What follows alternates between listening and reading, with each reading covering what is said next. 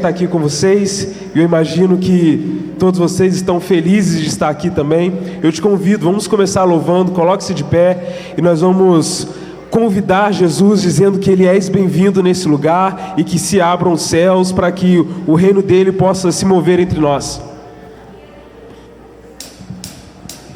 És bem-vindo, Rei da glória, toma o teu lugar de honra. És bem-vindo, Rei da glória, a tua igreja te adora.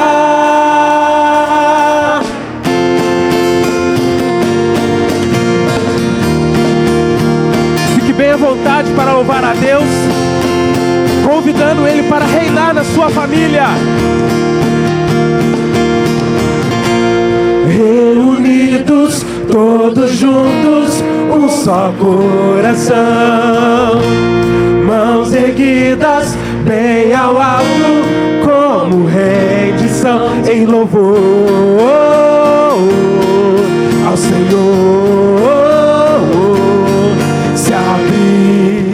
Começa a se abrir o céu nesse lugar.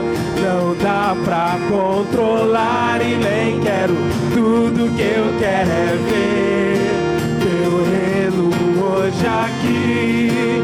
O céu nesse lugar, com o peso da presença. Você já aprendeu? Declare conosco.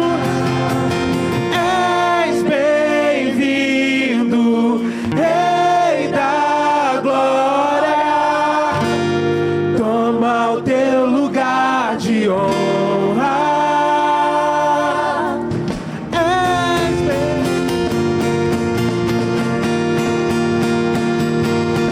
se abrir, começa a se abrir o céu nesse lugar. Não dá pra controlar e nem quero. Tudo que eu quero é ver teu reino hoje aqui. O céu nesse lugar, com o peso da presença.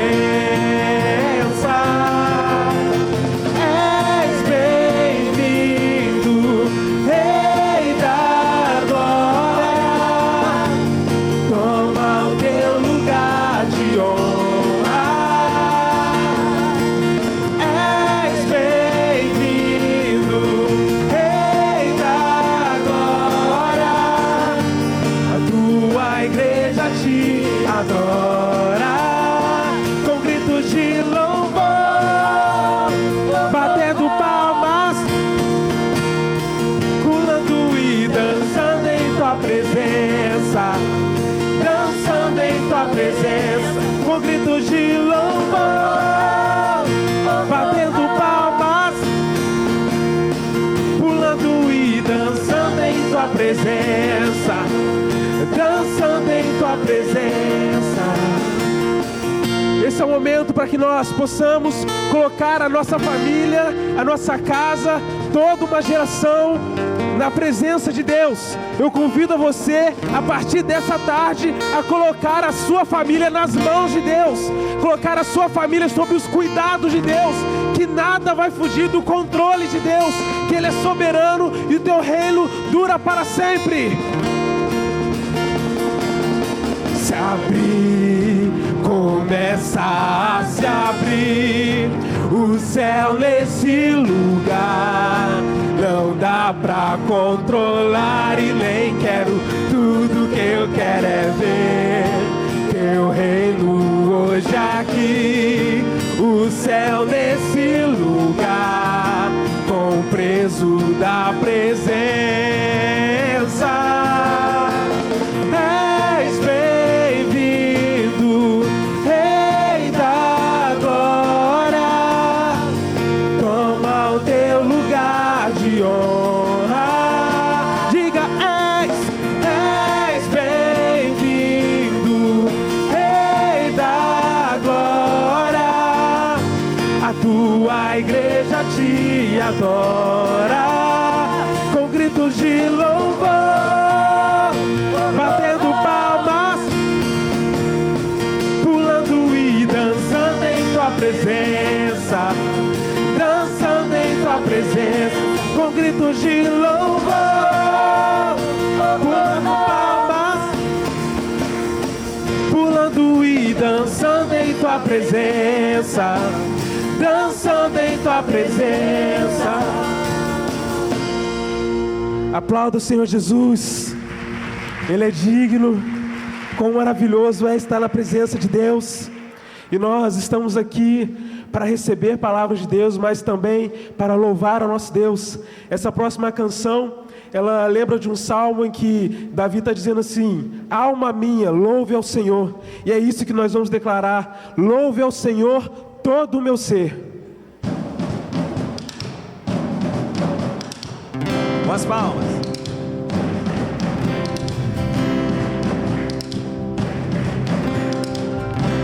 Tudo que tem fôlego, louve ao Senhor, louve ao Senhor. Tudo que tem fôlego, louve ao Senhor, louve ao Senhor. Louvo nos vales, louvo nos montes, louvo no dia e louvo na noite. Louvo se vejo que estou cercado, pois meus inimigos serão derrotados. Enquanto eu viver, minha alma irá cantar. Louve ao Senhor todo o meu ser. Louve ao Senhor todo o meu ser. Louvo se vejo, louvo se não. Louvo pois sei que estou em suas mãos. Guerreio louvando com adoração. Com meu louvor, muralhas cairão. Enquanto eu viver, minha alma irá cantar. Louve ao Senhor todo meu ser. Louve ao Senhor todo meu ser. Não vou me calar. Não vou me calar, meu Deus vivo está. Como não te adorar? Louve ao Senhor todo meu ser. Eu louvo ao Rei, louvo ao Senhor, louvo o Cristo que ressuscitou. Louvo aquele que é justo e fiel, o Deus soberano na terra. Eu louvo ao Rei. Louvo ao Rei, louvo ao Senhor, louvo ao Cristo que ressuscitou. Louvo aquele que é justo e fiel, o Deus soberano na terra e no céu. Louve ao Senhor todo o meu ser. Louve ao Senhor todo o meu ser. Louve ao Senhor todo o meu ser. Louve ao Senhor todo o meu ser. Tudo que tem fôlego, louve ao Senhor, louve ao Senhor. Tudo que tem fôlego, louve ao Senhor, louve ao Senhor. Amém. Glória a Deus. Glória a Deus. Meus irmãos, vocês podem se sentar. Gente, em primeiro lugar, eu estou muito feliz de ver essa igreja lotada às 15h30 da tarde. Muito bom mesmo, né, Tati? E é uma alegria, finalmente chegou o Congresso da Família, né? Pessoal, então, é o seguinte, primeiro a gente quer agradecer pela presença de cada um. E nós somos muito gratos por essa igreja. E o nosso desejo é que hoje e amanhã, que nós sejamos todos edificados e que as nossas famílias, os nossos lares estejam firmes em Deus. Que a gente possa conhecer a Deus profundamente, que a gente possa se relacionar profundamente com Deus. É esse o nosso objetivo, o objetivo do nosso congresso. Exatamente. E agora, nós queremos apresentar, né, Tati? Aquelas pessoas que irão nos ajudar, que são os preletores. Mas antes de iniciar, de apresentar os oficiais, nós temos uma equipe muito especial, que é a equipe que vai ficar com o berçário. Nós temos os bebês. Então tá. E lá no berçário, as nossas crianças, nossos bebês não vão ficar lá só brincando enquanto os pais estarão aqui. Então, houve toda uma organização, todo um planejamento. E aí eu vou pedir para o pessoal do berçário, eu vou aqui falando os nomes, e aí vocês vão ficando em pé para as famílias conhecerem, né? Quem que vai ficar com os bebês e o que cada um vai fazer. Eu não estou vendo... Tem a Rebeca, que é a líder do Ministério Infantil. Fique em pé, por favor, Rebeca. Já está ali, ó. Está ali atrás, Leis. A Fabiana, que eu não estou vendo. Já está lá no berçário. Gente, a programação do berçário está tão legal que quase eu fui para lá. De tão legal que estava. E aí eu vou contar para vocês. Serão feitas oficinas. E a primeira oficina que vai ser feita será de contação de história, que nada mais é o estudo da palavra. E quem vai ser responsável por essa oficina vai ser a tia Milena, que já está lá. Também vai ter a oficina de musicalização, que o responsável vai ser o tio Neivson, está ali de mão para cima. Teremos também a oficina de massinha, que quem é responsável vai ser a Gabriele. Gabriele é a mãe do Otávio. Também não estou vendo, mas eu acho que ela está aí. E a Fabiane, que vai ser a responsável pela oficina de pintura. Então, os bebês, eles ficarão lá no berçário durante todo o momento que a gente estiver aqui no templo. E durante o nosso programa, a gente vai ter um período de intervalo, né? Que vai ter ali um intervalo, um coffee break.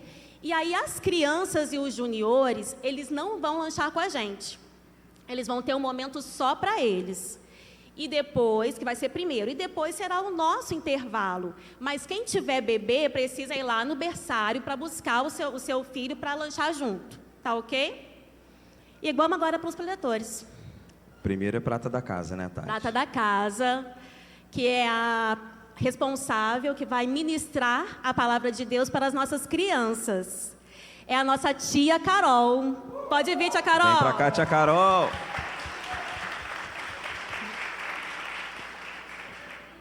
O próximo preletor também é prata da casa, gente. O cara é maneiro demais. Eu tô quase indo para essa classe também. Acho que eu vou dar um pulinho em cada um aqui. Os meus filhos estão animados para ir para a sala dele. Cadê meu arcanjo, meu querubim? Cadê ele? Ele é o responsável pelo grupo dos juniores, os pré-adolescentes. Pode vir, Juan. Pastor Juan.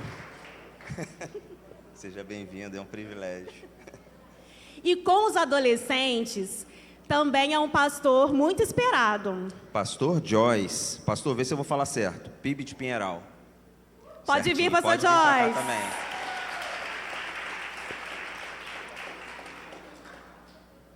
E para os nossos jovens, Também é de longe, né? também é de longe. Ele veio lá de Três Rios, é o pastor de jovens. Isso, pastor Neilson. Pastor Neilson, que é da primeira igreja. Segunda Igreja Batista de Três Rios. De Três Rios. Pode vir, pastor Neilson. Responsabilidade, tá, pastor? Que a galera tá aí, ó. Falou que vai tirar o couro. E para os nossos adultos, também um grupo mais que especial. Temos olha, um gente, pastor mais que especial. Muito especial. Quando me falaram desse pastor, eu falei assim, olha, é o melhor pastor que fala para casais que eu já conheci na minha vida. E é uma pessoa que eu confio. Então eu falei assim, então, Mas fechou. ele não vai falar para casais hoje. Oi? Não, tá falando dos adultos. Ah, é, gente. Já me antecipei. Eu tô falando já dos casais. Fala não. você então, que eu já tô embolando. É um pastor muito especial. Ele já esteve aqui com a gente durante esse mês, no primeiro sábado. Está recém-operado, ele fez uma cirurgia essa semana, mas veio aqui com toda a disponibilidade. Mas, ó, ele só aceitou o convite mediante um pedaço de bolo. Foi, a gente teve que dar até um Teve que bolo de rolar churros para ele. Uma barganha no negócio. Pastor Melquias, Melquias, muito obrigada. Ele vai querer falar e eu não vou te dar o microfone agora, senão você vai ter que falar que é mentira mesmo. Você não operou, não? É o bolo, foi Ele o bolo. não está operado não, gente, mas me disseram isso. E o próximo pastor também, assim como me falaram da confiança no pastor, a pessoa que chegou para mim e falou assim, ó, é o melhor que vai falar sobre casais. Eu falei assim, então tá tudo certo, né? Oramos, passei a ficha dele para o pastor Carlos. O pastor Carlos deu uma olhada, falou assim, tá liberado. Fomos no Instagram dele. Fomos no Instagram, olhamos, e a gente queria chamar com muito prazer aqui também o pastor Nathaniel Sabino, que inclusive muitos de vocês provavelmente já têm o livro dele. Pode vir acompanhado. A gente quer orar com esse time, né, Tati? Para que eles sejam usados, que eles sejam canais de bênção e que nós possamos sair verdadeiramente aqui pro meio, gente. transformados aqui desse congresso, tá? A gente quer orar tanto por eles, né, para que eles sejam usados por Deus nesse dia e também consagrar a Deus o nosso congresso. Esse é o momento consagrado a Deus. Quem vai orar? Pastor Henrique. Pastor Henrique, ora pra gente então, por favor.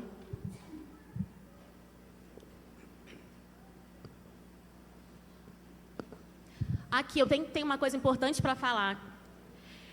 Normalmente, nosso congresso encerra no domingo de manhã, mas esse ano ele vai terminar no domingo à noite.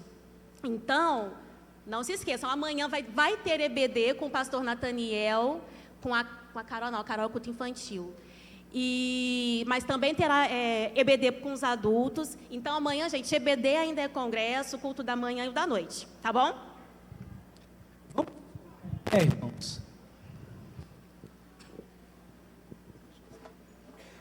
Não, acho que tá. Pessoal, o pastor Carlos, ele sempre orienta a gente que a nossa mão, ela não tem poder, não é isso?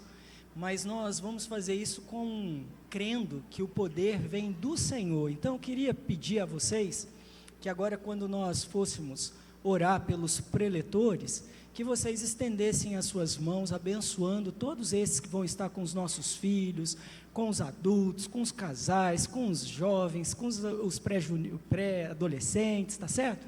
Então vamos orar abençoando a vida dos nossos irmãos. E aí, Hugo, eu vou pedir licença para você, vou pedir para, na sequência, a gente fazer o contrário. Aí eu vou pedir para o pastor Carlos orar abençoando toda a igreja, e aí a gente impõe as mãos para lá, tá certo, pastor? Vem para cá. Aqui, deixa eu dar um aviso.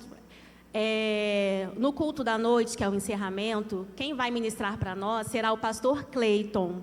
Então já vem de uma vez, pastor Cleiton, que aí você também já vai.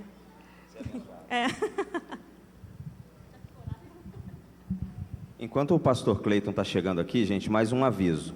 Quem ainda não tirou a foto e não pegou a bolsinha da inscrição, eu preciso que antes de dividir as salas, que vocês passem ali fora e tirem essa foto e peguem a bolsinha de vocês, tá bom? Então vamos lá, todo mundo com a mão para cá. Senhor Deus e bondoso Pai, muito obrigado a Deus, porque esse grande dia chegou, que é o dia que nós planejávamos para o Congresso da Família, e tantas coisas, ó Deus, o Senhor foi nos abençoando, indicando as pessoas, trazendo até nós, e eis aqui, Pai, essa equipe que o Senhor mesmo, ó Deus, desejou para que estivesse conosco, ó Deus, neste momento. Então, Pai, pedimos que as ricas bênçãos do Senhor estejam sobre a vida dos nossos irmãos, sobre a vida, ó Deus, da sua casa, da sua família, e que eles sejam bocas do Senhor, Pai, para ministrar a tua igreja neste dia, nesta oportunidade. Senhor, muito obrigado, porque eles disseram sim ao convite do Senhor, porque quando eles disseram sim, muito mais ao convite, ó Pai, do Hugo e da Tati, eles obedeceram, ó Deus, a tua doce voz. Portanto, tudo quanto o Senhor já derramou sobre a vida deles, que possa, ó Deus, vir, ó Deus, como bênção, como semente na vida da tua igreja. Portanto, Pai, nós como corpo de Cristo, como igreja do Senhor, pedimos que a bênção do Senhor estejam sobre eles e que eles possam, ó Deus, falar da tua parte a todos nós, pois assim nós oramos, no doce e precioso nome de Jesus, consagrando então ao Senhor mais uma vez, tudo aquilo que estaremos experimentando aqui nesses dias, em nome do Senhor Jesus Cristo, e o povo de Deus diz, amém. Vou separar então. Ai, desculpa, gente. Senhor nosso Deus, nós somos gratos a Ti, Pai, por tudo que o Senhor tem realizado em nosso favor. Nós, de nós mesmos, temos pouco, ó Deus, para oferecer-te, mas ainda assim, o Senhor se agrada em preparar para nós um dia tão especial quanto o dia de hoje. E nós estamos aqui reunidos na sua casa, Pai, nesta igreja que tem o Senhor Jesus como nosso supremo pastor. Pedimos-te, ó Deus, que Tu nos dê a graça de nesta hora e de agora em diante, ao longo deste congresso, que o nosso coração e a nossa mente sejam como campo preparado para a semente que será lançada. Livra-nos, ó Deus, de termos corações e mente como beira de caminho entre pedras ou espinhos, porque sabemos que esse tipo de semente, por mais que se esforce, não é capaz de produzir frutos, mas a semente que cai num bom campo, essa produz o fruto. Que o nosso coração e a nossa mente estejam cativos ao Senhor, sejam como campo nas Tuas mãos, e que Tu possas, ó Deus, lançar todas as sementes que o Senhor já separou, já preparou para nós. Toma-nos, ó Deus, em Tuas mãos, continue fazendo a Sua vontade em nossa vida, em nossa igreja, em nossos lares. Te pedimos, ó Deus, que Tu possas fazer assim, em nome de Jesus. Amém, Senhor. Agora sim, vamos separar, né? Então, se começar pelas crianças. As crianças que têm de 4 até 8 anos vão lá para a sala do Espaço Criança com a tia Carol. Pode ser por aqui, que é mais perto, né? É. Aí as crianças podem vir As daqui crianças pela podem frente. vir. Pode pegar. Os juniores vão com o Juan para a sala de vocês.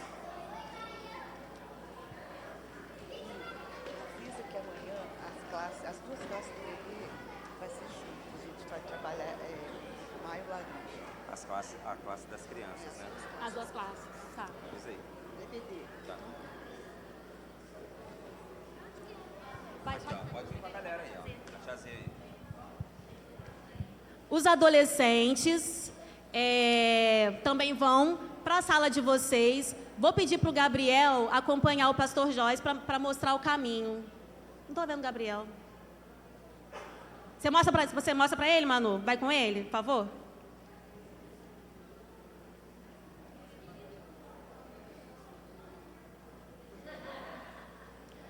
Pode, por onde vocês quiserem. Pode passar por aqui que é mais pertinho.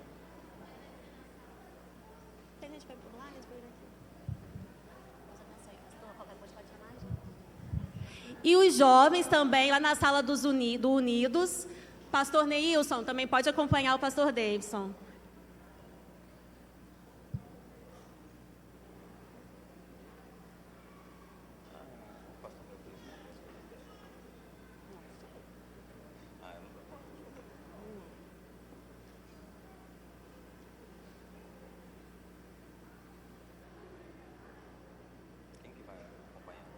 Pastor Melquias, o pessoal do grupo dos adultos que não estão casados vão para a sala da Geni McNeely, junto com o pastor Melquias.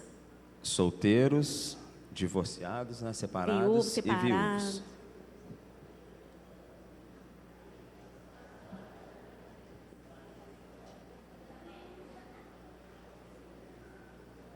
Pedir para o pessoal chegar para frente. E aqui ficaremos nós, os casados.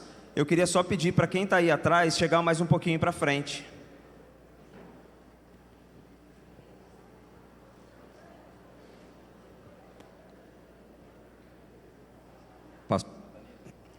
Pastor Nathaniel, pode vir.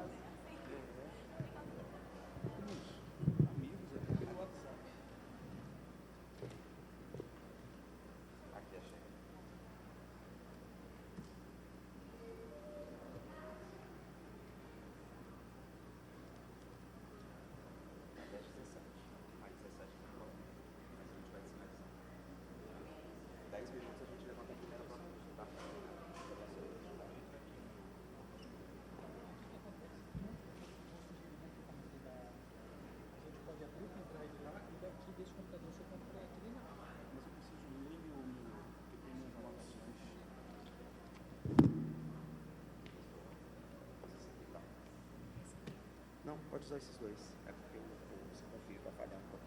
Aí esse daí é mais grande.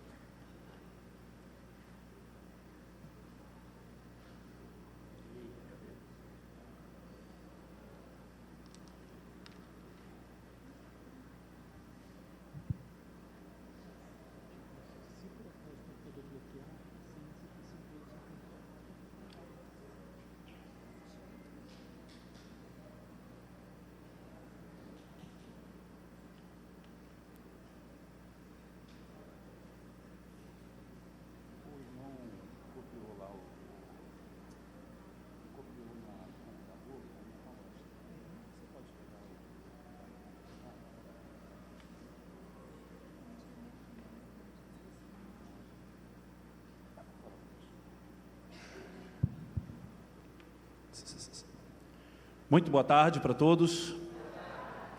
Bom, para quem não me conhece ainda, eu sou Nathaniel de Mônica.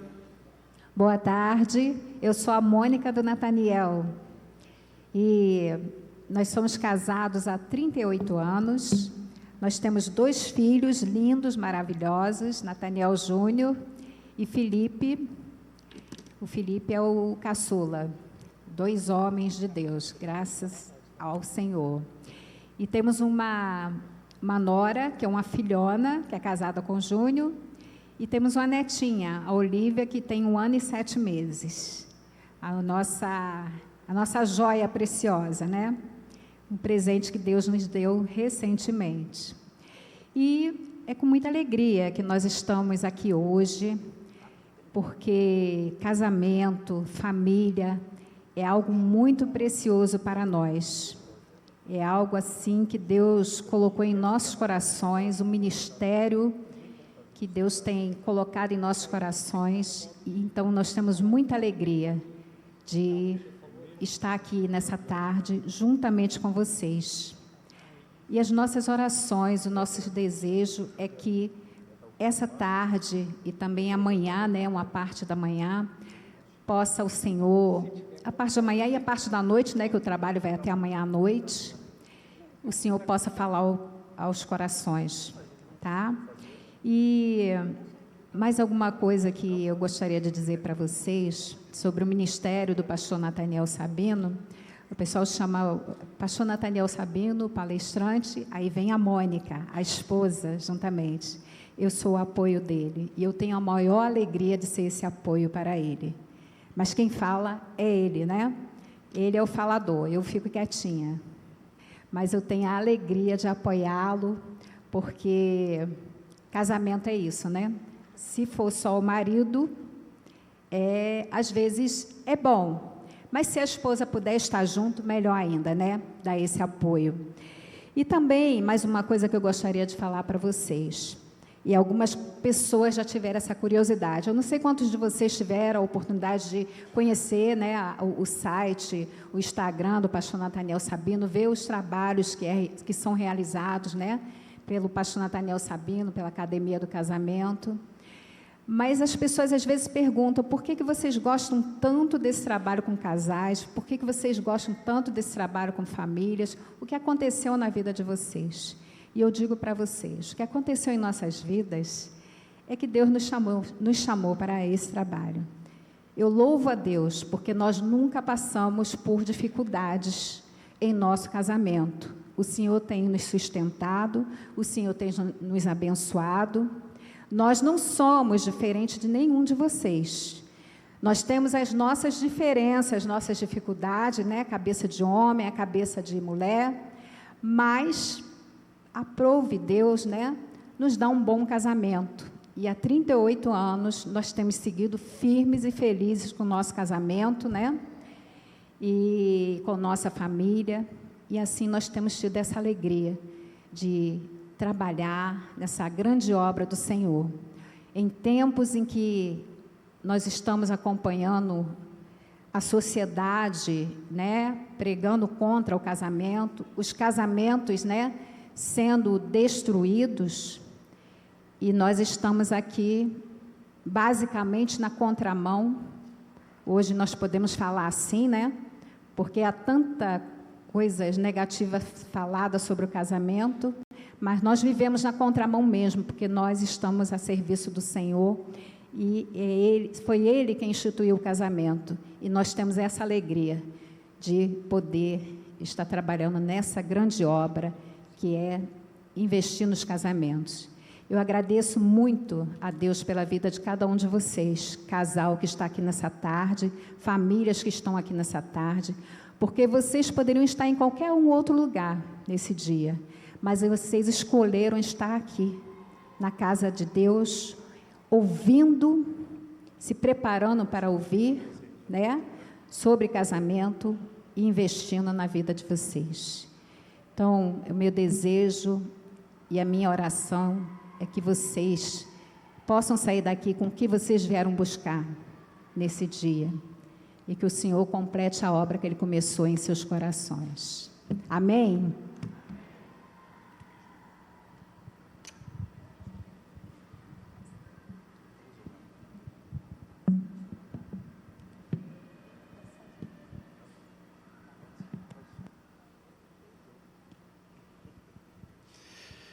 Então, gente, como a Mônica falou, né, casamento é uma coisa muito especial nas nossas vidas. E quando a gente casa cheio de sonhos, cheio de expectativas, cheio de ideias, mas nem sempre as coisas acontecem da maneira como nós pensamos ou almejamos, né? O interessante é que casamento foi a primeira coisa que Deus fez, foi o casamento. E Deus colocou no casamento a grande expectativa dele, dos céus, de fazer com que o mundo fosse bem administrado. Deus deu ao homem e à mulher a autoridade para que eles, primeiro deu a eles a capacidade de se multiplicarem, depois deu a autoridade para governar a terra e submeter a terra. Só que hoje, 2025, nós chegamos num ponto que os casamentos estão extremamente fragilizados. Eu louvo muito a Deus quando vejo uma igreja como esta igreja e tantas outras, que se preocupam em criar esse espaço aqui para vocês. porque o seu casamento é alvo de destruição.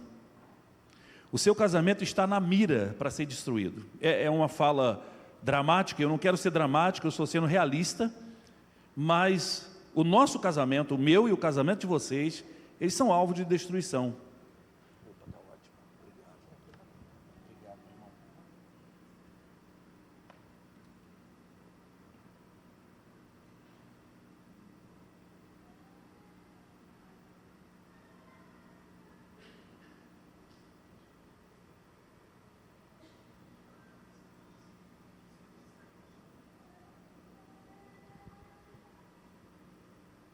Ô meu amigo, você pode voltar aqui?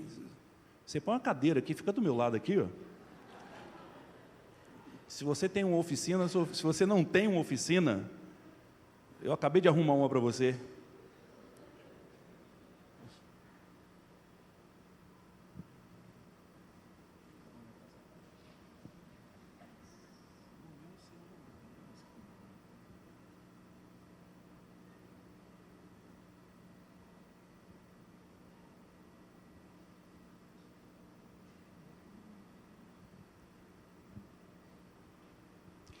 Quando o Hugo fez contato comigo, ele falou: pastor, nós vamos fazer um congresso de família, vamos fazer oficinas, e a gente quer fazer um trabalho com os casais da igreja no sábado à tarde, domingo pela manhã, e queria saber se o pastor pode nos ajudar. Eu falei: opa, é comigo mesmo, porque há 30 anos eu e Mônica trabalhamos com casais, e como Mônica falou, para nós é um prazer enorme trabalhar com casais.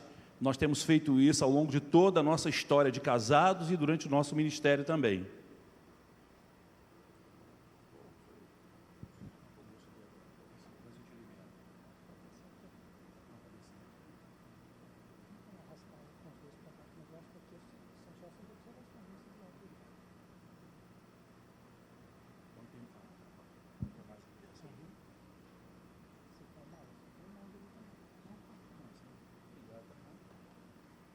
Você fica onde aqui?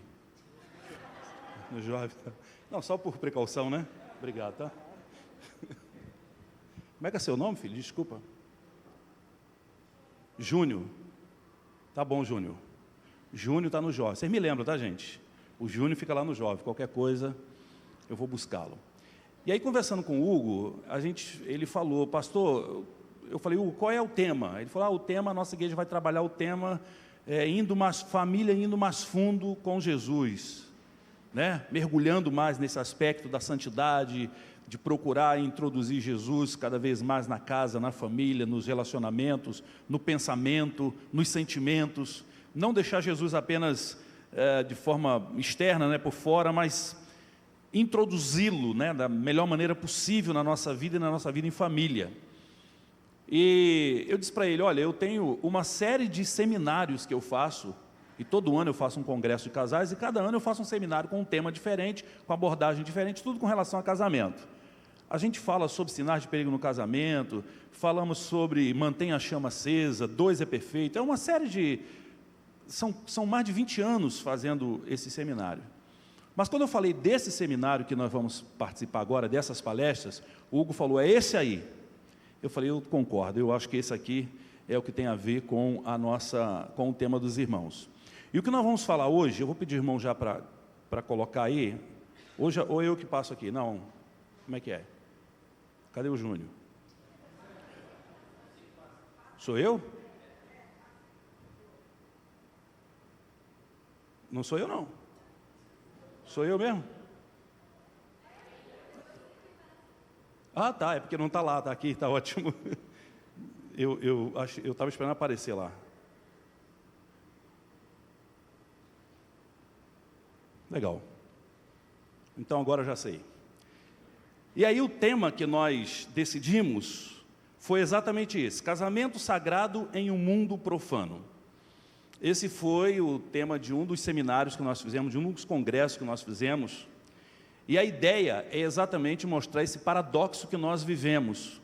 O casamento é sagrado, é criado por Deus, mas o casamento vive num mundo que é profano, e que profana tudo, e que tem conseguido avançar de uma maneira muito forte sobre algumas ideias cristãs, e tem conseguido deturpar, modificar essas ideias, de tal maneira que quando você entra na internet, aparece muita coisa ali com o nome cristão, com o nome do Evangelho, mas com características completamente diferentes e deturpadas daquilo que é o verdadeiro Evangelho. E a ideia do mundo é criar condições para que as ideologias sejam primeiro admitidas, depois pensadas, depois discutidas e inseridas num contexto evangélico, no nosso caso, no contexto da igreja. A igreja vai poder tudo daqui a um tempo, e as ideias bíblicas, históricas, né? A ideia da conservação do que Deus criou vai começar a nos parecer ideias ultrapassadas e questionadas, de tal forma que chega um momento, pastor, em que o cenário seja um cenário de o evangelho que se pregava, os casamentos que se preservavam, a família que era a célula criada por Deus para funcionar daquela maneira, já não cabe mais dentro da proposta moderna, e com isso seria o fim da família.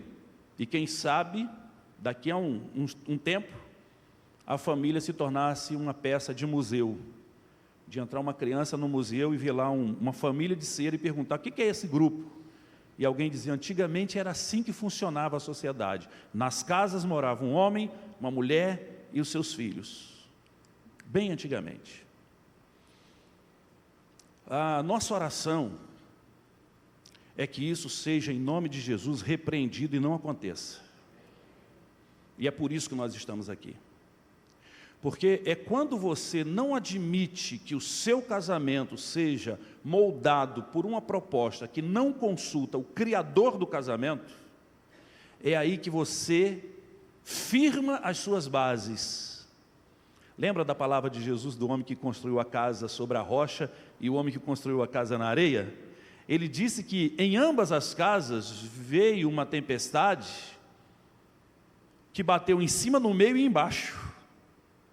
A chuva desceu, o vento soprou e as águas bateram nela. Mas a que estava sobre a rocha permaneceu. E para que a nossa família permaneça, para que a nossa família prevaleça, para que nós tenhamos o vivenciar daquilo que Deus idealizou para nós como casa, como família, o ambiente de paz, de alegria, de comunhão, de afeto, de ternura, um ambiente de investimento, um ambiente de força e de ajuda mútua.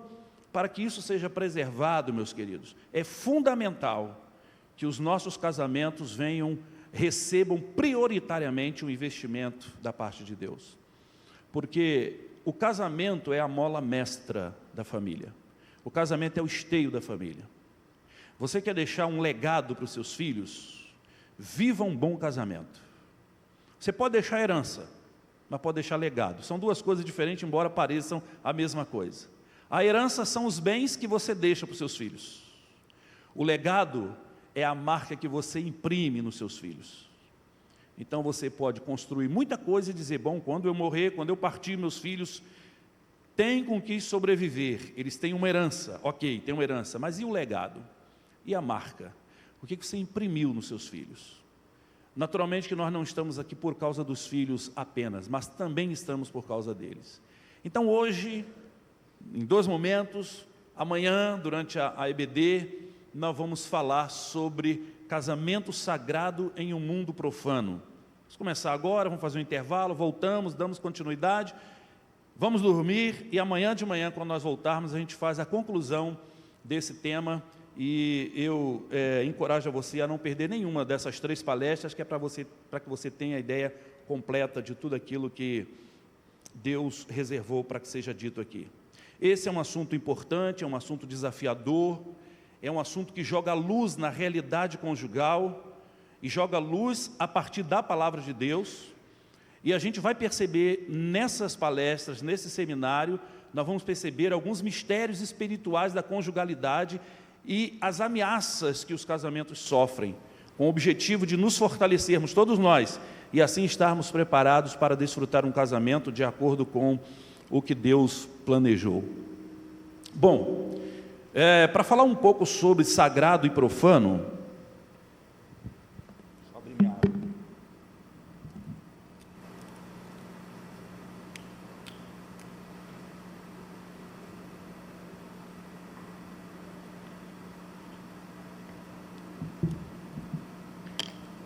para falarmos sobre sagrado e profano, o sagrado é o que merece respeito e veneração, porque ele está associado com Deus. O que é sagrado? É tudo que merece respeito e veneração, porque está associado com o divino, está associado com Deus. E o que é profano? Profano é o que falta com respeito e veneração às coisas associadas a Deus. Então, quando eu falo de casamento sagrado em um mundo profano, eu estou dizendo de algo que é santificado, que precisa ser venerado, em um mundo que vem com a tentativa de desfazer, desobedecer, desestabilizar, desconstruir aquilo que Deus construiu, que é o sagrado. Casamento sagrado em um mundo profano.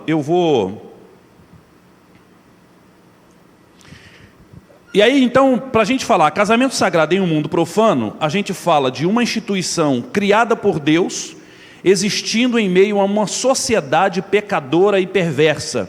São coisas antagônicas. E é importante a gente ter essa visão, porque o mundo não é nosso amiguinho.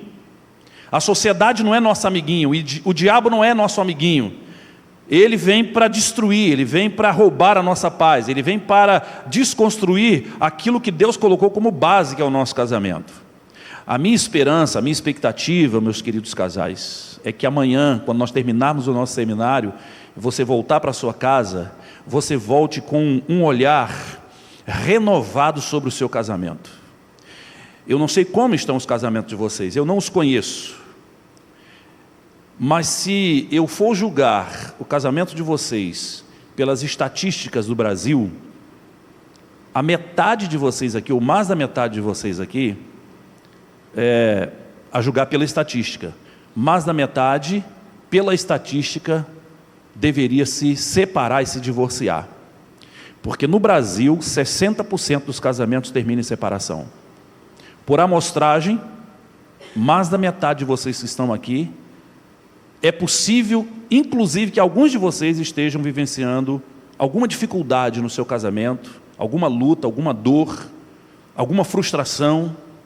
Não sei se todos estão aqui por boa vontade, eu espero que sim, mas é possível que alguém tenha vindo arrastado pelo outro. E graças a Deus, se você veio arrastado, graças a Deus que teu cônjuge te arrastou. Porque ser arrastado para a presença de Deus é bênção, né? Eu, quando fui participar pela primeira vez no encontro de casais, primeira vez, eu era recém-casado, eu entrei no carro em direção ao encontro arrastado pelo casal que estava me levando. Eu não queria ir. Eu fui arrastado, aborrecido, fiquei chateado. Eu cheguei no encontro aborrecido, mas como minha mulher queria ir, e eu aprendi desde cedo que se eu fizer a vontade dela, eu fico feliz, na maioria das vezes, né? Então eu falei, então vamos lá. E aí, quando eu cheguei no encontro, começou o encontro, a primeira hora do encontro, eu já estava tão abençoado por Deus, tão abençoado, que eu já tinha me arrependido de ter ido aborrecido. E a partir daquele encontro, nunca mais parei de estar no meio de casais, falando ou recebendo alguma coisa por parte dos casais. O casamento, criado por Deus, é algo que anseia por Deus, mas ele vive num mundo que ignora o Criador. Sabe quando Davi fala assim, a minha alma tem sede de Deus? Ou quando ele diz, assim como a corça anseia por água, a minha alma também anseia por Deus. A corça no deserto, ela fica desesperada porque ela precisa de água, por dois motivos. Ela precisa de água para se hidratar e sobreviver, e ela precisa de água porque se ela tiver com sede, ela exala um odor que de longe é sentido pelos seus predadores. Então, quando a corça está com sede, os predadores descobrem onde ela está, porque ela exala esse odor. O nosso casamento anseia por Deus, como a corça anseia por água, porque o casamento foi criado por Deus. Deus fez o homem, Deus fez a mulher, Deus nos fez exatamente adequados um ao outro. Deus nos encaixou em todos os aspectos físico, emocional e espiritual. Então o casamento anseia por Deus. Mas nós vivemos num mundo que rejeita Deus e faz outras propostas para o nosso casamento. Por isso nós precisamos ficar atentos, né? Porque o nosso casamento anseia por Deus.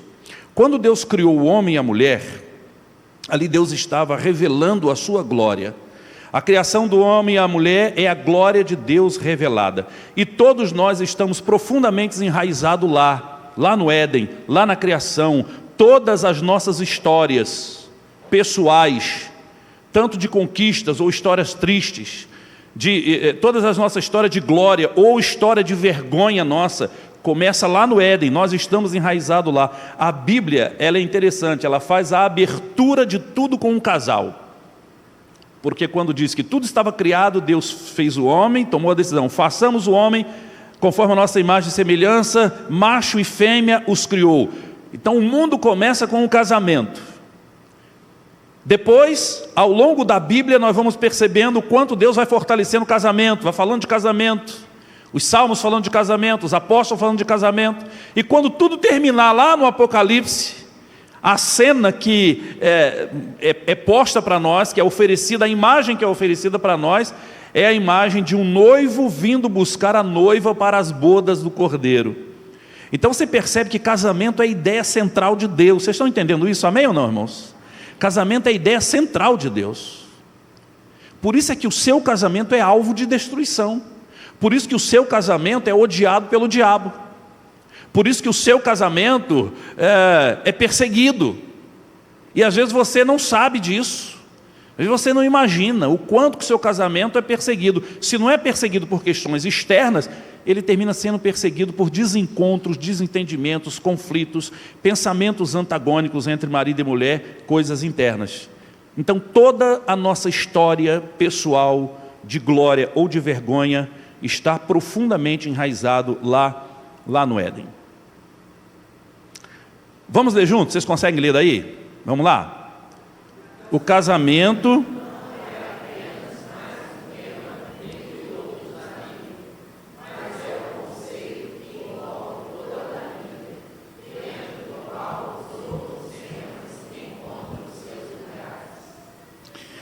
Então o casamento não é mais um tema. O casamento é o conceito que envolve tudo que está na Bíblia. Tudo, não é uma parte da Bíblia.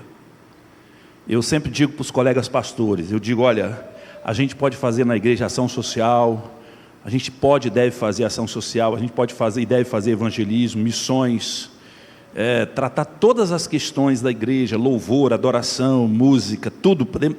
Podemos e devemos fazer tudo isso na casa de Deus, mas não podemos esquecer de investir naquilo que é prioridade aos olhos de Deus, que são os casamentos. A igreja que tem casamentos fortes é uma igreja forte na sociedade.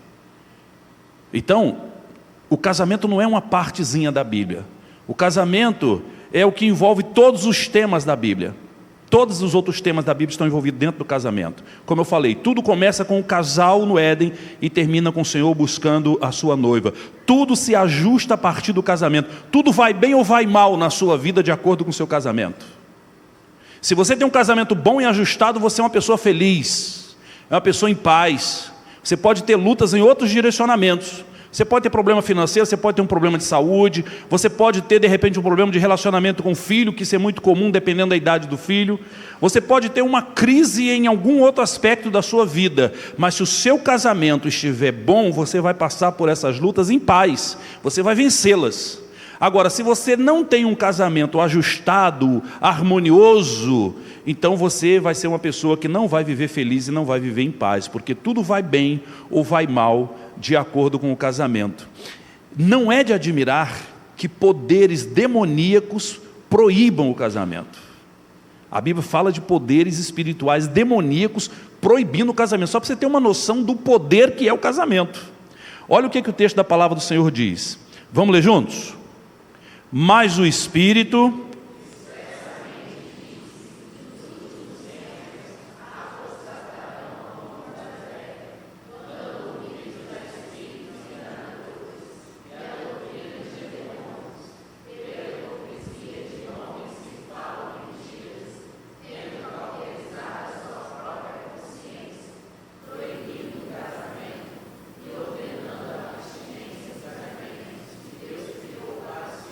proibindo o casamento, é que Paulo diz, escrevendo a Timóteo, que está na sua Bíblia, proibindo o casamento. Poderes demoníacos proibindo o casamento nos últimos tempos. O que a gente está vendo hoje? Será que já não estamos percebendo isso acontecer ao nosso redor? Nos últimos tempos, apostatarão alguns da fé. Vão dar ouvidos a doutrinas ou a espíritos enganadores, doutrinas de demônios que proíbem o casamento. Então presta atenção, todo casamento feliz expõe a condenação desses poderes das trevas e proclama o triunfo de Cristo. Se você tem um casamento feliz, você está condenando esse poder das trevas.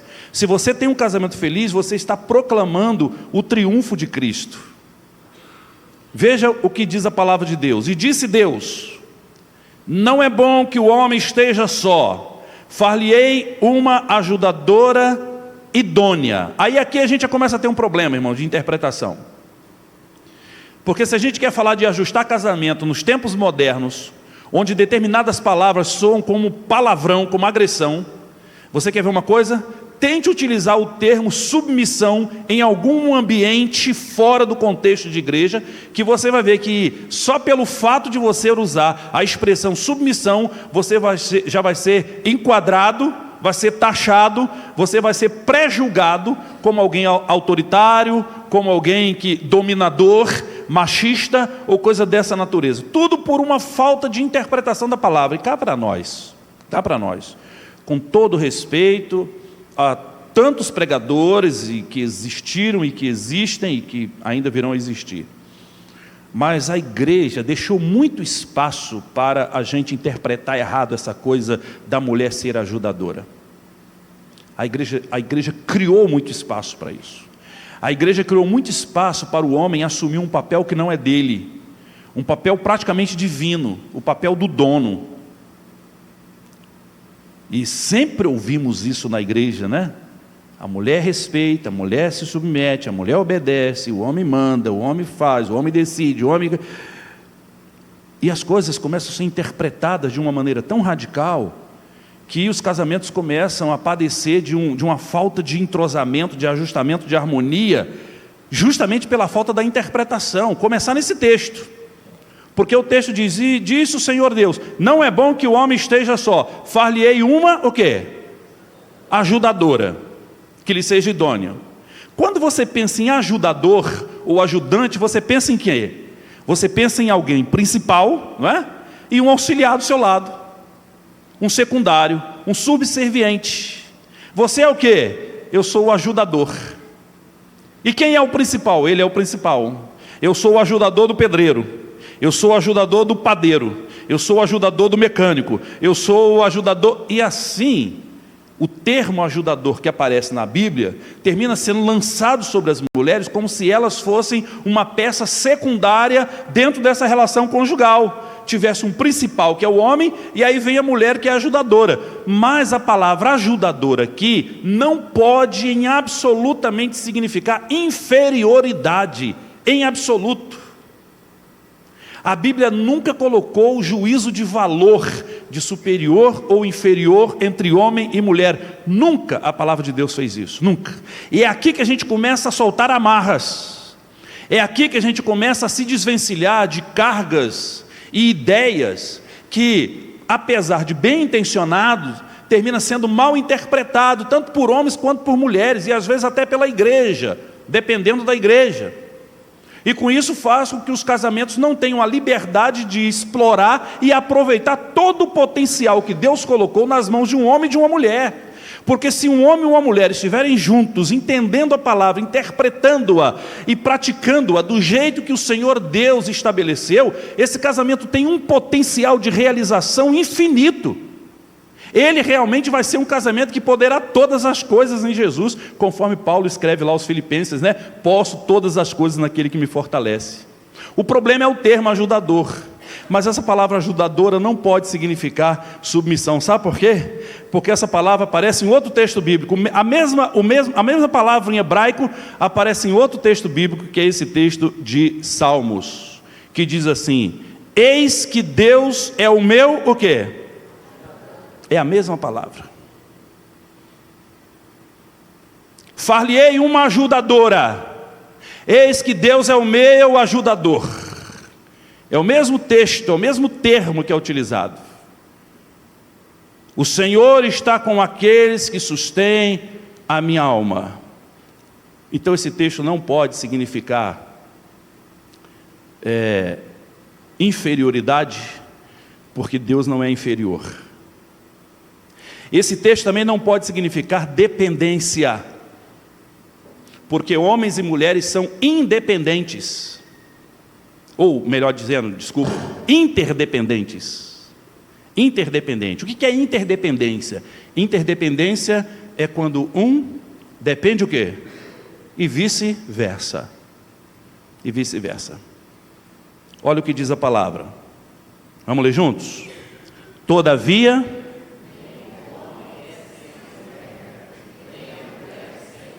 vamos ler mais forte, tem muita gente aqui, está meio sussurrado, não está não, pastor? Vamos ler mais forte, mais bonito. Irmão, a palavra tem um poder enorme. Quando você declara a palavra de Deus, quando você profere a palavra de Deus, quando você diz a palavra de Deus com firmeza, o ambiente se enche da glória de Deus, atrai a glória de Deus. O inferno estremece, porque isso aqui é voz de Deus. Amém ou não, irmãos, por isso? Então vamos mais uma vez. Todavia,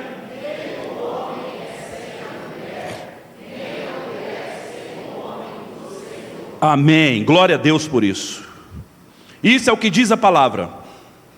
Então vamos começar a desconstruir, para a gente entender casamento sagrado no mundo profano, porque o mundo profano pega a interpretação errada nossa e cresce em cima dessa interpretação errada. E é claro que vai crescer. Às vezes eu fico assistindo alguns debates, alguns podcasts na internet, eu vejo alguns líderes tentando defender essa ideia do homem, da mulher como uma simples ajudadora, e dizendo, não é assim porque está escrito, e eles não conseguem, alguns não conseguem interpretar isso no contexto como tem que ser interpretado, e quem está debatendo com essas pessoas, deita e rola,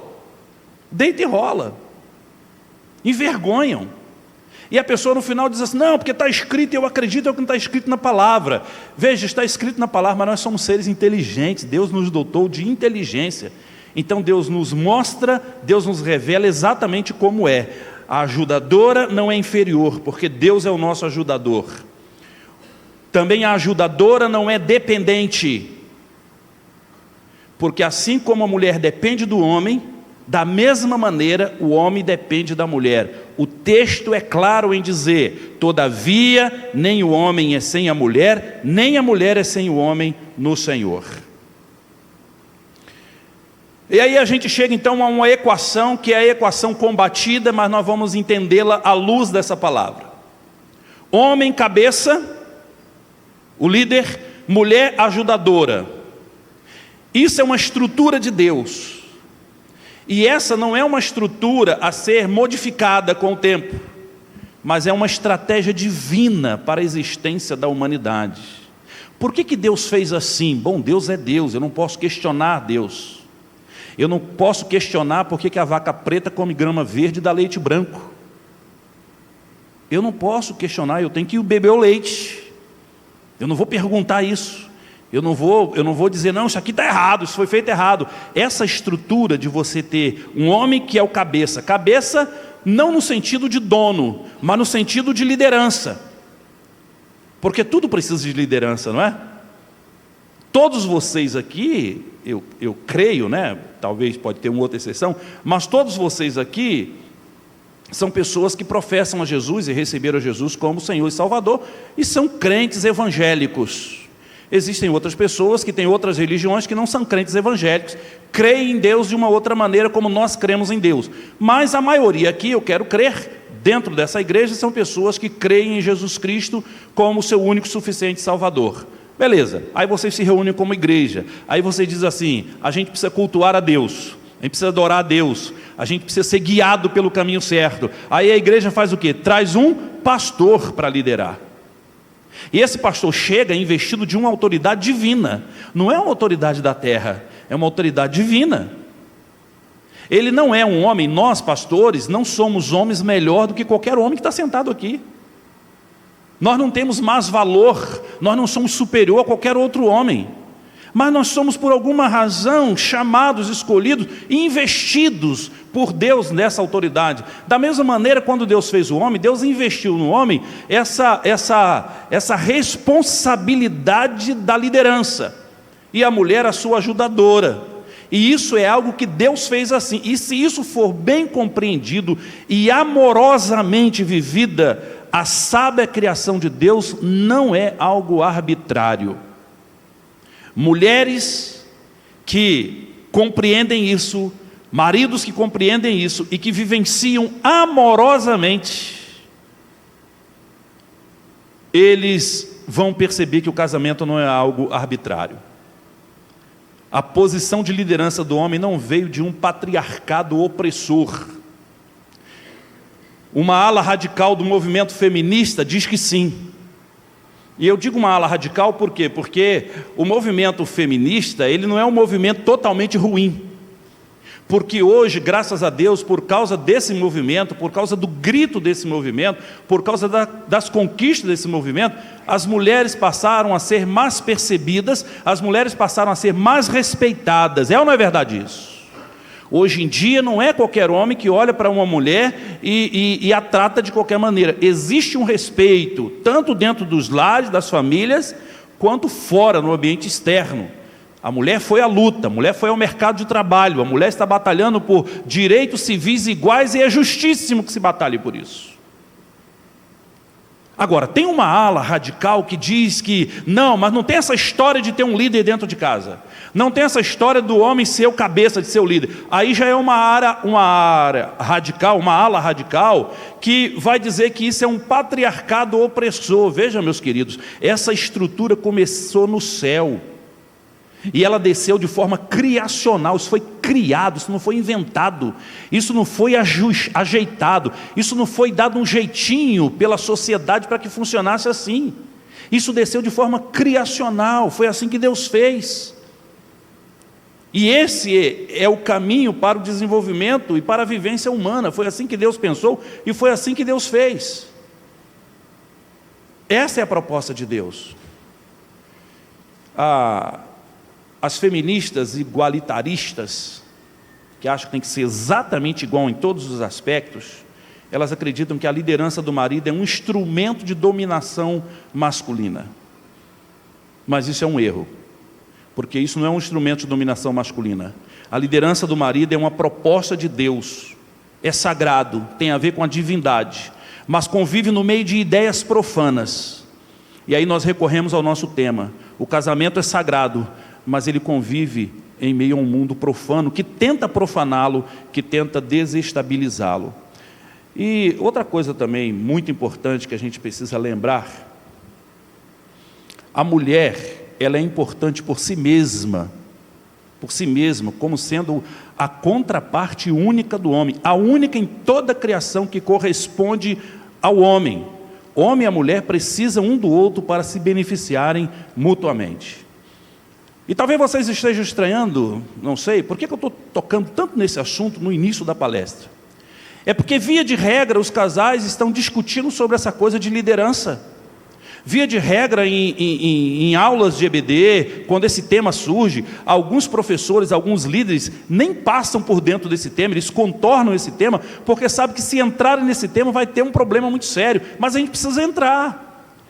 Isso é uma ferida que a gente precisa pôr o dedo, sangrar para curar. Precisamos ter a coragem de encarar isso. O que o diabo quer é que a gente continue contornando para que essa ideia errada, tanto na cabeça de homem e na cabeça de mulheres, continue fervilhando sobre a superioridade masculina que oprime a parte feminina. Aí eu vou chamar a atenção de vocês para uma coisa muito importante. Vocês sabem que Deus criou o homem e a mulher, e isso está escrito em Gênesis capítulo 1, versículo 26. Só que a mulher só foi criada em Gênesis capítulo 18, capítulo 2, a partir do versículo 18. Então veja, quando a Bíblia diz assim: e disse Deus, não é bom que o homem esteja só, Deus disse isso lá no capítulo 2 de Gênesis. Só que isso não foi uma surpresa para Deus. Deus descobriu que não é bom. Não foi uma surpresa. Deus já sabia. É tanto que Deus já tinha determinado a criação do homem e mulher em Gênesis, capítulo 1, versículo 26. Ok, Deus criou todas as coisas, criou todos os animais, as aves, os peixes, os répteis, criou tudo que a natureza tinha que ser criado naquele momento. E aí Deus fez o homem, façamos o homem conforme a nossa imagem e semelhança. E nós conhecemos a história de Deus pegar o barro, soprar na narina, o homem foi feito alma vivente, e agora o homem é colocado no jardim para dar nome aos bichos e administrar o jardim sozinho. Eu pergunto a vocês, quanto tempo Adão passou sozinho no jardim antes de Deus criar Eva? Quem sabe? Alguém sabe? Alguém tem um chute? Não tem, né? Ninguém tem. Mas quando a gente lê a Bíblia, não parece que foi na sequência e foi imediato?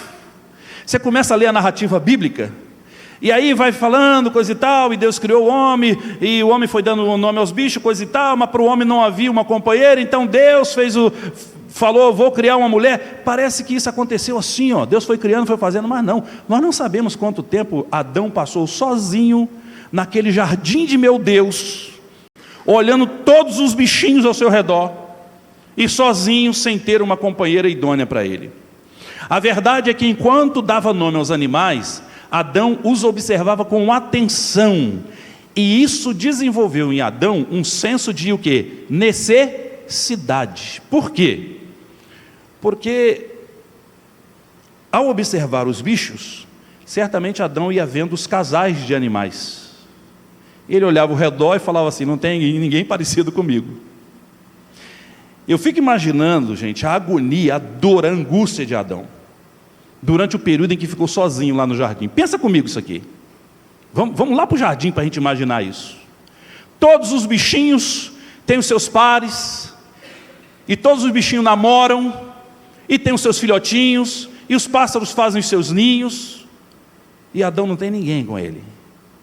E Deus colocou Adão nessa tarefa antes de fazer Eva. Sabe para quê? Vocês já ouviram a expressão que diz assim, só dá valor quando perde? Quem já ouviu essa expressão aqui? Levanta a mão. Só dá valor quando perde. Pois é, Deus inverteu isso. Deus, ao invés de fazer com que Adão só desse valor à mulher depois que a perdesse, Deus, na sua infinita sabedoria, fez com que Adão desse valor à mulher antes de conhecer a mulher. Olha que maravilha que Deus fez.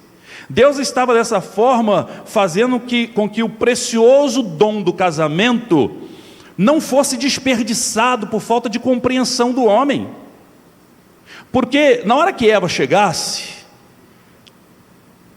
alguns dizem que acabou a paz de Adão, mas não quero falar nisso, não é isso que eu quero falar.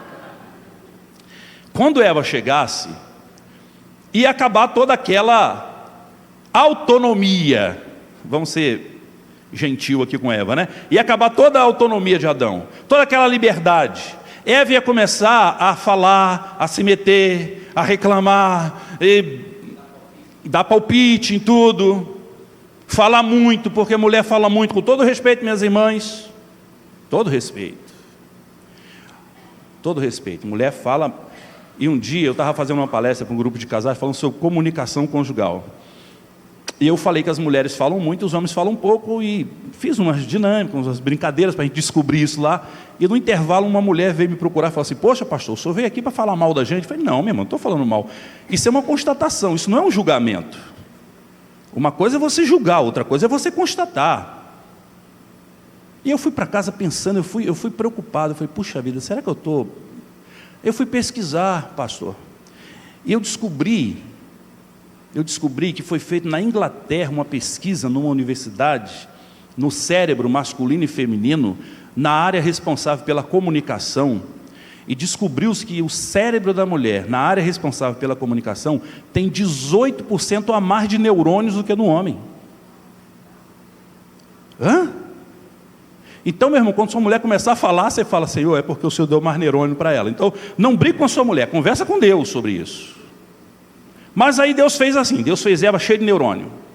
Adão tranquilão, só falava quando queria, nenhum bicho respondia, mandava e desmandava no pedaço, Era o rei do pedaço, era o cara, e agora tem uma mulher do lado dele. E não sei o quê. Olha aquela girafa, olha não sei o quê. Essa cobra está no lugar errado. E aquela...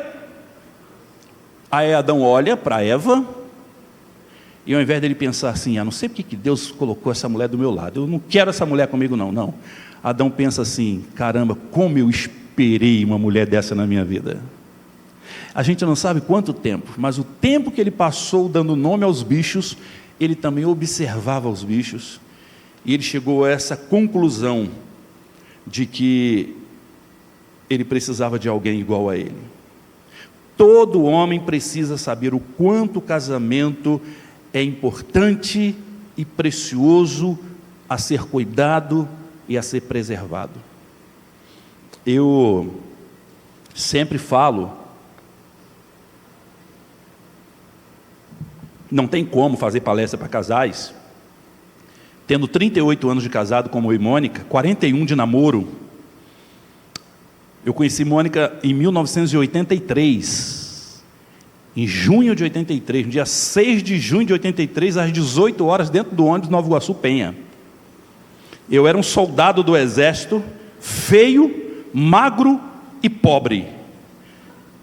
Veja, Mônica aceitar casar comigo já foi o primeiro milagre da minha vida. E ela acreditou, ela orou, e Deus foi fazendo a obra, e graças a Deus hoje eu não sou mais magro, e ela segue orando. Mas a verdade é que quando nós começamos a namorar, nós nos casamos 3 anos depois, e eu compareci lá perante o pastor, na primeira igreja batista em Vila de Cabo, já tinha ido lá perante o juiz de paz no cartório, e agora perante o pastor, as testemunhas, a igreja, principalmente a Deus, eu fui submetido a fazer votos matrimoniais. E eu sempre digo o seguinte, se toda pessoa que fez voto matrimonial tivesse a consciência do que é voto matrimonial, o seu casamento não correria risco. Porque são os votos matrimoniais que te levam a lembrar que você está ali justamente para nas horas mais difíceis você preservar. Justamente nessas horas. E quando eu fiz os votos muito conscientes. E todos os dias, há 38 anos, quando eu levanto da cama, eu levanto para cumprir, para honrar os meus votos matrimoniais. Todos os dias. Eu preciso lembrar disso todos os dias. Parece meio que um alcoólatras anônimo, né? Que ele diz assim, tem que lembrar de não beber hoje. Aí o cara tem 30 anos que não bebe e diz, só hoje. É assim que ele fica todo o tempo. E a gente precisa lembrar da importância que é o casamento, por isso que Deus fez com que Adão esperasse, vendo os animais, para que ao receber Eva, ele soubesse o valor do casamento a ser cuidado e a ser preservado. E disse o Senhor Deus, não é bom que o homem esteja só, far-lhe-ei uma ajudadora idônea para ele. A solidão não boa, que Deus declarou em Gênesis 2,18, o próprio Adão ainda não havia percebido. Ele não sabia da possibilidade da mulher, não sabia dessa possibilidade. Ele sentia alguma coisa, mas ele nem sabia o que sentia, porque ele não era Deus. E a descoberta cuidadosa envolvia dar nomes aos animais, como Deus alertou o homem para o seu isolamento. Foi dando nome, e o homem foi percebendo o seu isolamento. Ele via a beleza de um mundo perfeito, de um funcionamento harmonioso, mas ele não percebia que lhe faltava uma companhia. E Adão pôs nome a todo gado, e às aves do céu, e a todo animal do campo, mas para o homem não se achava ajudadora idônea. Triste isso, né? Só para ele não acontecia. Aí a gente fica imaginando o seguinte, na medida em que Adão nomeava os animais, ele também observava os animais. Vocês conseguem ler esse texto daí? Vamos lá. Depois...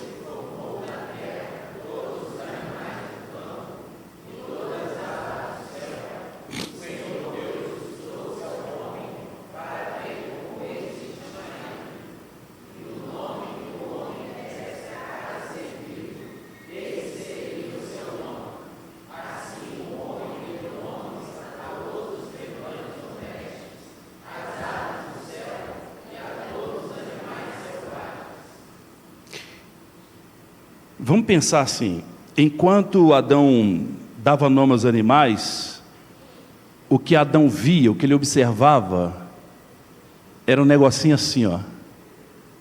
Ele falava assim, não tem ninguém fazer isso comigo. Todos os bichinhos bonitinhos, juntinhos. Você imagina Adão vendo isso, gente? Tristeza dele. Ele sozinho, observando todas essas coisas, todos esses bichinhos. Eu fico imaginando, por exemplo, o entardecer no Éden. O entardecer no Éden devia ser a coisa mais frustrante, mais depressiva, mais angustiante, mais dolorosa para Adão. Sabe por quê? Porque ele passava o dia inteiro com os bichinhos, o dia todo. Aí vem o entardecer, o que os bichinhos faziam? Cada um pegava o seu, cada um pegava a sua e vazava para o seu canto. Para a árvore, para a caverna, E de repente Adão olhava em volta e ele estava sozinho de novo. O céu estrelado, as águas cristalinas no rio fazendo o seu som, e ele ali sozinho, sofrendo, porque a palavra de Deus diz: todavia não se encontrou para o homem alguém que o ajudasse e lhe correspondesse. Até aqui, queridos, a ideia é mostrar para vocês que Deus está preparando alguém especial para Adão. Alguém que não pode ser vista como uma mera coadjuvante. Alguém que não pode ser visto como uma figura secundária. Alguém que não pode ser vista como foram vistas as mulheres no tempo de Moisés. A Bíblia diz que no tempo de Moisés, os homens repudiavam suas mulheres. Sabe o que é repudiar? Repudiar é mandar embora, sem nenhum motivo justo. Bastava um homem não estar satisfeito com qualquer coisa da mulher, que ele repudiava, e ele podia repudiar e casar de novo. Ele podia casar de novo. A repudiada não podia. Você imagina a quantidade de mulheres repudiadas que invadiram a sociedade nos tempos de Moisés, abandonadas, porque não podiam voltar para casa, não podiam casar novamente, não existia nenhum programa de assistência para essas mulheres. Pensa nisso. Foi por isso que Moisés mandou dar carta de divórcio. Mal comparando, se alguém aqui foi no Nordeste, no sertão nordestino, nos últimos anos, vocês devem ter visto lá uma infestação, uma praga de jegue. Alguém viu isso não? Uma praga de jegue, pastor. Porque o jegue foi repudiado, com todo respeito às mulheres, não estou chamando vocês de jegue não, de jegas não, todo respeito. O jegue foi repudiado, por quê? Porque apareceu a moto. A moto é só botar gasolina e roda, não tem que dar comida, não tem que dar remédio, não, apareceu a moto. O que eles faziam com o jegue, eles fazem muito mais rápido, muito melhor, muito mais prático com a moto. Então encheram as ruas de moto e as ruas estão cheias de jegue também. Virou praga no Nordeste, praga mesmo. Eu e Mônica estávamos viajando numa rodovia no interior do Nordeste, e o motorista do ônibus que estava nos levando quase bateu, atropelou um jegue. A gente já tem um problema muito sério, porque de repente eles aparecem na rodovia. Nos tempos de Moisés, os homens faziam isso com as mulheres, e por um problema social, Moisés chama os homens e diz: a partir de hoje, todo homem que for separado de sua mulher deve dar a ela carta de divórcio. Sabe o que é carta de divórcio? Você está liberada para casar de novo. Você está liberado, você está igual a ele, igual a esse homem que mandou você embora. Você agora tem um documento que te autoriza a procurar outro homem, a se casar e constituir família. Triste isso, porque Deus estava preparando alguém tão especial para Adão. Deus deu a Adão um tempo para ele ver a necessidade de uma companheira idônea, adequada, que o ajudasse. Era alguém que fosse igual a ele, não podia ser inferior a ele, porque os animais eram inferior a Adão, e ele tinha que ter alguém igual a ele, não inferior a ele. Eu tenho em casa uma esposa que Deus me deu, e eu cuido dela com toda a força do meu coração, eu cuido dela com todo o amor da minha alma, eu cuido dela com toda atenção, carinho e devoção. Eu me sacrifico no que for preciso, quando ela precisa da minha ajuda, seja para o que for, porque eu sei da importância de uma mulher do lado de um homem. Às vezes ela reclama, às vezes ela fala, às vezes ela briga, às vezes ela fala: Sabino, tem que trocar essa lâmpada. Aí eu estou ocupado, não é? Você não pode ir lá trocar na mesma hora. Aí eu demoro a trocar. Sabino, já falei com você para trocar essa lâmpada. Veja, o prazo mínimo para um homem atender uma mulher na troca de uma lâmpada são 6 meses. Eu tenho uma escala de outros afazeres, pastor. Trocar a torneira, consertar o portão. Mas a mulher lembra 3 vezes por dia: olha a lâmpada. E sabe quando uma mulher se irrita? A pior coisa que tem é uma mulher irritada. A gente tem que fazer de tudo para não irritar, porque depois que irrita, é um problema muito sério. A mulher irritada, ela faz um pacote que cabe dentro da sua irritação. Você imagina assim: uma mulher vai tomar banho no inverno, quando ela abre o chuveiro queima e ela toma um jato de água gelada em cima dela. Ela dá um grito, ela não xinga porque ela é crente, mas dá vontade de xingar, e naquela hora, sabe de quem ela lembra? Do desgramado do marido dela.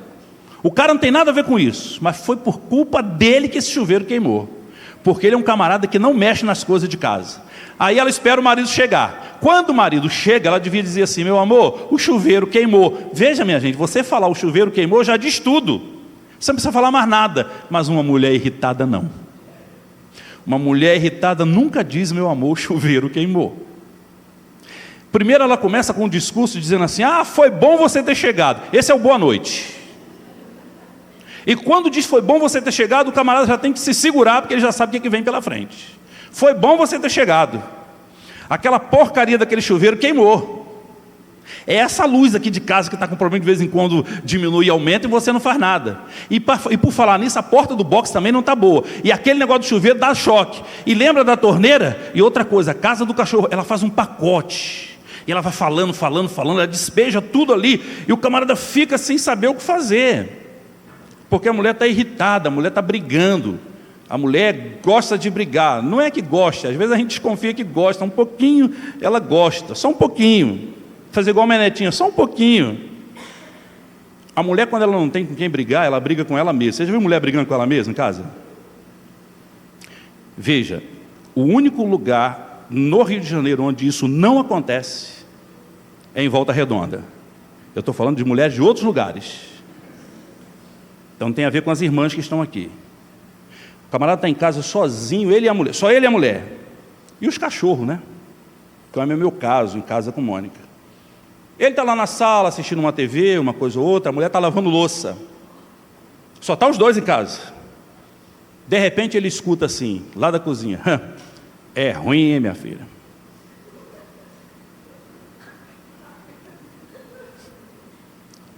Já liga um negocinho: é ruim, está falando com quem? Ah, tá bom, vai pensar, aquela boba não está mais aqui não. E aí ela começa a brigar com ela. E o camarada fica ali, né? Atento, eu fico atento. Eu abaixo o volume da TV e fico só clamando: sangue de Jesus. Porque se fechar a torneira, aí você sabe que ela vai vir.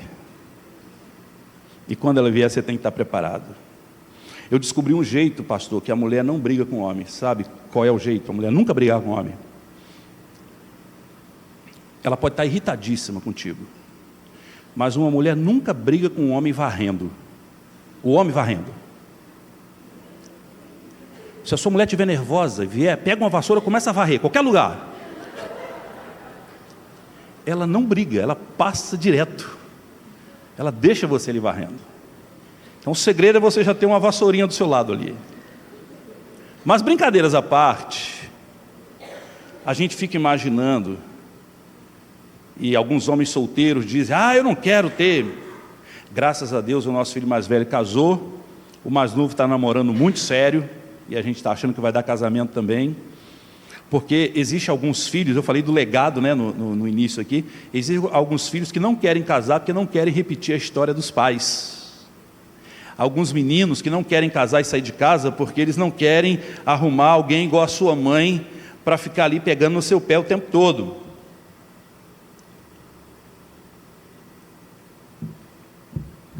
Mas veja, meus irmãos, Deus foi preparando Adão para esse acontecimento. Deus poderia ter feito a mulher de qualquer outra forma, que se encaixasse de acordo com a expectativa humana do comportamento feminino, mas não, Deus fez daquela maneira, porque Deus falou, não é bom que o homem esteja só, vou fazer alguém adequada para ele. O homem precisa de uma mulher para funcionar, assim como a mulher precisa de um homem para funcionar. A mulher que você tem dentro da sua casa é bênção de Deus na sua vida, amém ou não por isso? Vou dar mais uma chance, hein? Você está indo para casa daqui a pouco, hein? A mulher que você tem dentro da casa com você é bênção de Deus para a sua vida, amém ou não por isso? É isso aí, melhorou, limpou a barra. É bênção de Deus.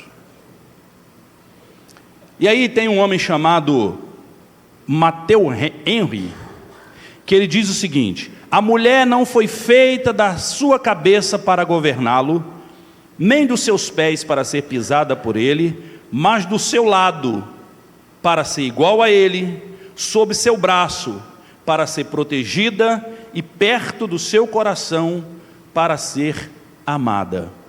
Interessante essa colocação que esse homem fez.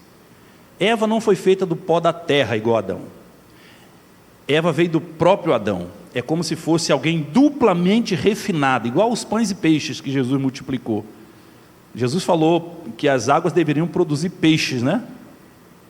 E que os homens é que faziam os pães com o trigo. Mas na multiplicação de peixes e pães, Jesus usou os próprios peixes que já existiam, os próprios pães que já existiam, e fez a multiplicação. É como se fosse um produto refinado, que saiu daquele primeiro. A mulher foi feita dessa maneira. Ela veio do próprio Adão.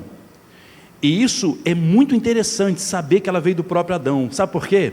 Porque as primeiras palavras humanas registradas na Bíblia está no livro de Gênesis, quando Adão diz: esta afinal é osso dos meus ossos e carne da minha carne. A primeira voz humana registrada em toda a Bíblia. Você passa todo o capítulo 1 de Gênesis, com todo acontecimento, Adão não fala nada. Você vem em Gênesis capítulo 2, vai no início de todo o capítulo 2, Adão não fala nada.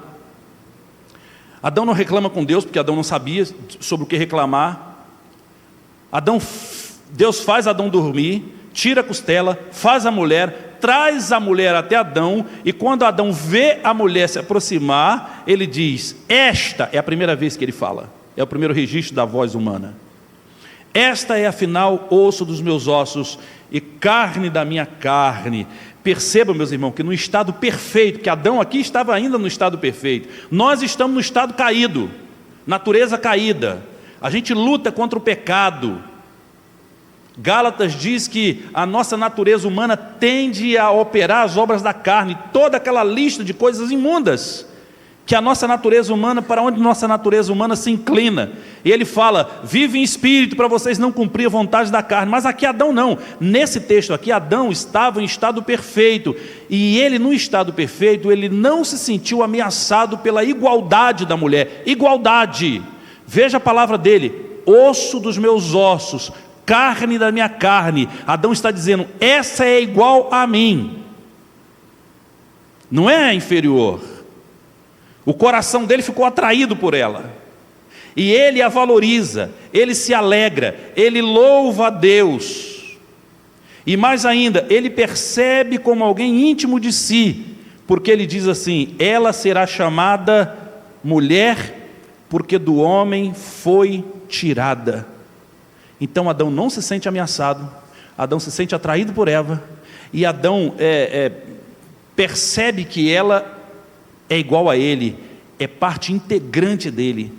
O apóstolo Paulo, escrevendo aos Efésios, ele diz que o homem deve amar a mulher, porque nunca ninguém odiou a sua própria carne. Quando você ama a sua esposa, trabalha com a sua esposa, pela sua esposa, você está nutrindo a sua própria carne. Então Deus determina: Vamos ler juntos? Portanto,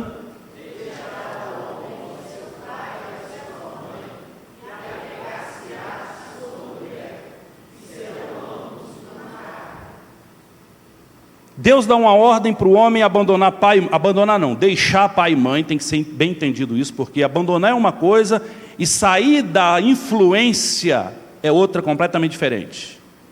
Um homem, quando se casa, ele tem que continuar dando atenção e cuidar da sua mãe enquanto ela estiver viva, com todo carinho, com todo amor, e a sua esposa deve ajudá-lo a fazer isso, e reclamar com ele se ele não fizer. Às vezes eu passo muito tempo sem ver minha mãe, e Mônica fala: Sabino, você tem que ver sua mãe. Tem mulher que é o contrário, tem mulher que tem ciúme do marido e ir lá cuidar da mãe. Então, o homem não pode abandonar os pais, nem a mulher abandonar seus pais, mas deixar de viver sob a influência, sair de perto, sair da casa. O nosso filho casou, ficou morando perto da gente, no mesmo bairro. No dia que ele foi morar no outro bairro mais distante, a 1 hora de distância da nossa casa, meu coração doeu. Eu estava ajudando a fazer a mudança, o coração doendo. Meu filhinho está indo embora. Mas ele tem que ir embora mesmo. Ele não é para ficar morando num puxadinho aqui atrás da casa. Essa semana eu estava conversando com as minhas irmãs e algumas sobrinhas estão se preparando para casar. Tio, o que o senhor me diz? Eu falo: primeira coisa, saia de perto da sua mãe. E as minhas irmãs: não, isso não. Sai de perto da sua mãe. Porque a hora que você brigar com o seu marido, a hora que você chorar, a hora que você reclamar, e tudo isso acontece no casamento, a sua mãe vai ser a primeira a se meter. Se ela não se meter escancaradamente, ela vai ficar te perguntando depois. E vai atrapalhar seu casamento. Então, tem que ir. Agora, você olha para essa palavra ali, quando Deus está falando assim: portanto, deixará o homem, o seu pai e a sua mãe, apegar-se à sua mulher, e serão ambos uma só carne. Eu faço uma pergunta a vocês: Adão tinha pai e mãe? Sim ou não? Adão não tinha pai e mãe.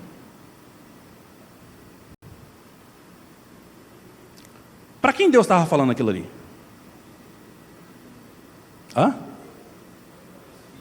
Estava falando para a gente. Aquilo ali é uma profecia para nós. E essa palavra ela é tão importante, você observar o contexto dela, o que ela significa de fato. Porque além dela dar instrução de você sair, porque veja, na cultura judaica, sair de perto do pai e da mãe é inconcebível. É inconcebível. Você falar que o filho vai sair de perto do pai e da mãe, isso na cultura judaica era algo terrível. E de repente a Bíblia mostra Deus falando: vai deixar o pai e a mãe, vai se juntar à sua mulher, e vão ser ambos uma só carne. Além disso ser uma instrução, e nós vamos falar dessa instrução depois do intervalo, além disso ser uma instrução, isso era uma profecia para nós. E sabe o que isso significa, meus queridos? Que todas as perdas do Éden que a humanidade teve, uma delas Deus preservou, que foi o interesse em abençoar casamentos. Nós não perdemos a visão de Deus sobre casamento com a queda lá no Éden.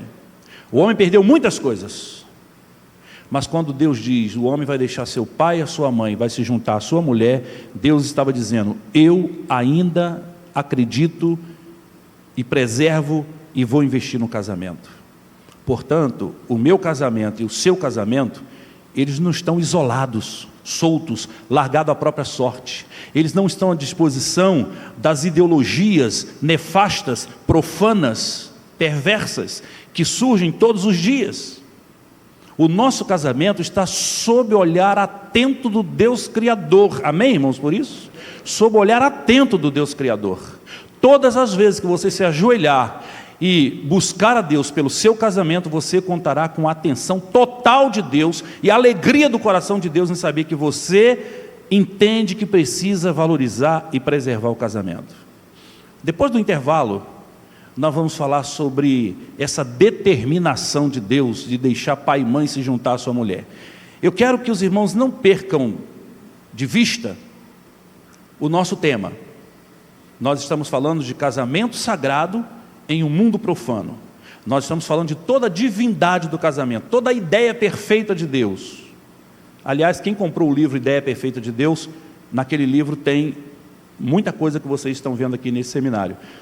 A ideia perfeita de Deus ali no casamento é o que nós estamos vendo até aqui. E depois do intervalo, a gente vai ver essa parte da determinação de Deus, e aí a gente começa a perceber como é que as coisas precisam se encaixar para que o casamento sagrado continue sendo algo que agrade a Deus e que traga alegria para os nossos corações. Amém? Alguém quer fazer alguma pergunta? Fique à vontade. Pode perguntar, só levantar a mão e perguntar, se tiver alguma dúvida, se quiser acrescentar alguma coisa. Pois não, meu irmão. Ah, sim. Todo mundo ouve, é verdade.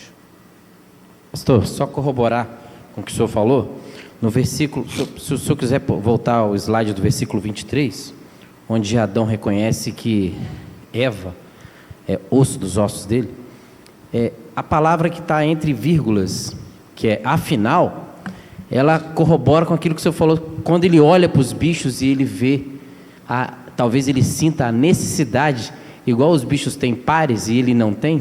Quando ele fala esse afinal, está corroborando exatamente, poxa, esse afinal poxa, finalmente, né? Agora eu também tenho um par igual os animais têm. Então, naquele afinal, dá todo sentido, né? Acho que Moisés, quando escreveu, e lógico, direcionado por Deus, ele bota esse afinal, porque Adão, ele fala assim, ufa, até que enfim eu tenho agora uma coisa que é minha.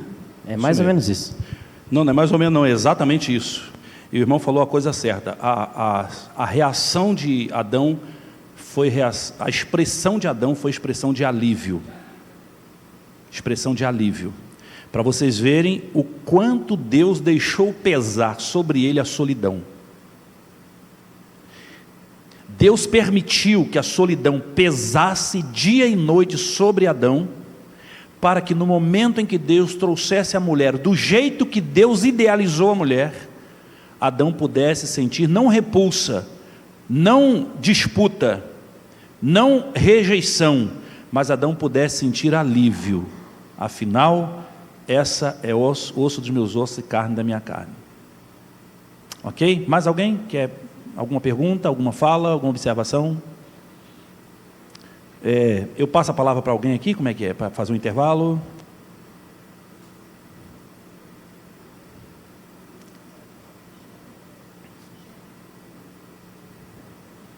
Que horas é a volta do intervalo? Tá? Sabe não? Lá, pastor. Lá em cima. Marcos, quem é o Marcos? 16h58 agora. Não, a hora de voltar. 10 ou 15 minutos?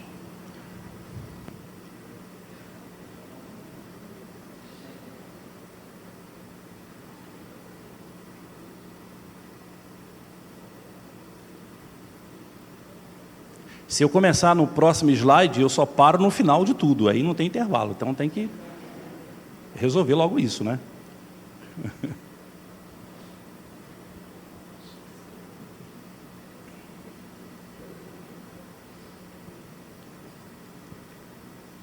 Eu vou pedir os irmãos, enquanto ele vai lá chamar, eu vou pedir os irmãos, na volta do intervalo, eu não sei qual o tempo que vai ser dado aqui, mas eu queria pedir a vocês, gentilmente, que vocês respeitassem essa volta no horário certinho que marcar para voltar, porque eu estou controlando o tempo ali para poder passar tudo para vocês, sem deixar nada de fora, mas também não passar nada correndo, trazer tudo da maneira como tem que ser trazido. E é muito ruim quando você está fazendo uma palestra, e aí você olha para o relógio e você vê que falta 5 minutos para acabar e você ainda tem muita coisa para falar. Isso é muito ruim. Você sai atropelando, sai falando de qualquer jeito, as pessoas se perdem, não vão entender nada. E às vezes você começa entendendo bem, mas quando chega o desfecho, porque o desfecho é uma das partes mais importantes de uma palestra, de uma pregação, de uma mensagem, que é a hora de você entender assim, como é que eu aplico isso na minha vida? Uma coisa é você saber, a outra coisa é você saber como aplica, né? Então eu peço a vocês que voltem exatamente na hora que for determinado, e amanhã também, eu já vou deixar o irmão falar, amanhã também, quando, no horário da EBD, que vocês cheguem também para a gente já começar na hora certinha, para dar tempo de fazer tudo, que amanhã é domingo, senão, depois, e tem um templo, né, que tem que liberar, aquela coisa toda. Pois não, meu irmão. A liderança acabou de informar que você ainda tem mais 15 minutos. O horário do intervalo vai ser de 15h15 às 15h30. De 15 em 15? 17h15 às 17h30. Não, porque eu ia falar, já acabou o intervalo. Então, já acabou o intervalo. Então tá. Então nós temos ainda 15 minutos. Rapaz, que coisa boa, né? É bom quando acontece assim. Você não veio mudar a lei não, né? Hã? Meia hora? Que generosidade isso, hein? É verdade, vai ser bom demais isso. Bom, deixa eu falar uma coisa aqui então para vocês, antes de nós entrarmos no próximo slide. Eu mandei alguns livros para cá para a igreja e eu tive a informação de que os livros foram todos vendidos, né? As pessoas adquiriram todos os livros. Se alguém ficou sem o livro, eu tenho alguns pouquíssimos exemplares ali que eu posso oferecer para vocês, e eu tenho outros títulos também, se alguém quiser adquirir, eu tenho outros títulos também, vocês podem adquirir, fiquem à vontade para isso, tá? Bom, vamos ver aqui então o nosso próximo slide. Vamos ler juntos? O casamento...